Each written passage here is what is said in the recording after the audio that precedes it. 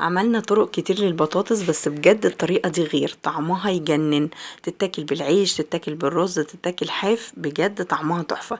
يلا بينا نشوف الجمال ده عملناه ازاي. اول حاجة كده هنقول بسم الله. معايا كيلو من البطاطس قشرته بالطريقة دي، وبعد كده هبتدي ان انا اقطعه مكعبات بنفس الطريقة. شايفين؟ اقطع بقى كل البطاطس اللي عندي بنفس الشكل. سهلة جدا. لحد كده خلصنا الكمية بتاعتنا كلها. جهزت مية مغلية. اول ما المية تغلي معايا هضيف عليها معلقة من الكركم ومعلقة من البابريكا بالشكل ده، وكمان معلقة من الملح. هنزل عليهم بالبطاطس اللي انا قطعتها قطع صغيرة بالشكل ده، واسيبها حوالي ربع ساعة بالظبط، يعني تتسلق معايا سلقة كده حلوة ومحترمة. اغطي عليها واسيبها، وبعد كده هبتدي ان انا اعمل اللحمة بتاعتي. هنا حطيت معلقتين من الزبدة.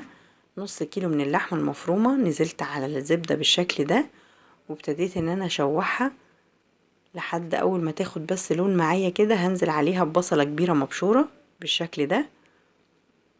هنزل كمان بمعلقة كبيرة من الصلصة، ومعلقة من الهريسة الحارة اللي هو الفلفل الحراق، خللته كتير معاكم.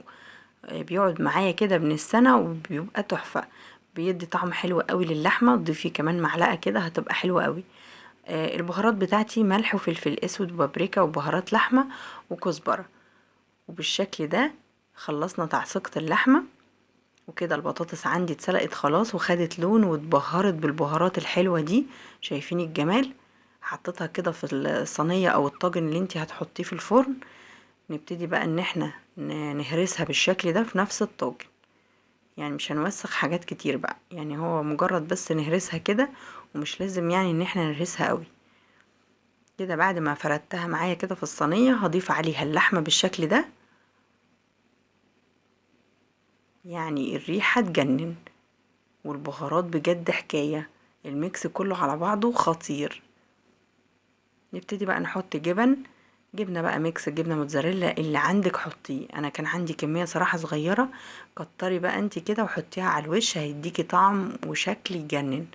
دخلتها بقى الفرن، خدت بس وش كده تحميرة بسيطة، وبعد كده قطعتها قطع بالشكل ده. وتبتدي بقى ان انت هتقدميها بقى لوحدها، تتاكل حاف، تتاكل بالعيش، تتاكل بالرز.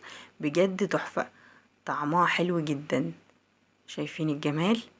يلا جربيها، ولو عجبكم الفيديو ما تنسونيش في اللايك والاشتراك وشير كتير عشان الكل يستفاد. اشوفكم على خير في وصفة جديدة. كان معاكم هند سليم. باي باي.